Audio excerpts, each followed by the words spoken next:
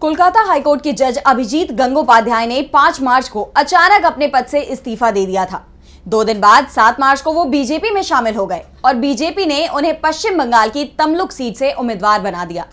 अभिजीत मामले में पहले से ही सवाल उठ रहे हैं कि अब कोलकाता हाईकोर्ट के एक और जज ने अपनी रिटायरमेंट पर आरएसएस को लेकर बड़ा ऐलान किया है, जिससे हंगामा मच गया है।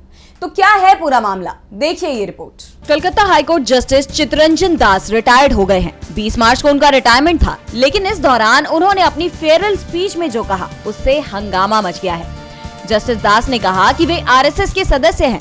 साथ ही जज और बार काउंसिल के सदस्यों की मौजूदगी में जब उन्होंने ये बात कही तो हंगामा मच गया, लेकिन जस्टिस दास पर इसका कोई असर दिखाई नहीं दिया।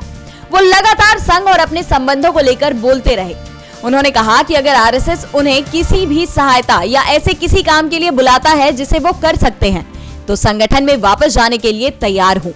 कुछ लोगों को ये बात पसंद नहीं आएगी, लेकिन मैं स्वीकार करता हूँ कि मैं आरएसएस का सदस्य था और अभी भी हूँ। 14 साल तक जज के रूप में सेवा देने वाले जस्टिस चित्तरंजन दास साल 2009 में उड़ीसा हाईकोर्ट में एडिशनल जज नियुक्त किए गए थे।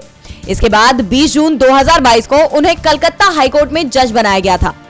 दास के बयान पर सवाल उठने लगे हैं। वो भले ही दावा कर रहे हैं कि उन्होंने आरएसएस के साथ अपने संबंधों को लेकर कोई फायदा नहीं उठाया, लेकिन अब उनके फैसले खास तौर पर राजनीतिक दलों से जुड़े फैसलों को लेकर सवाल उठने लगे हैं।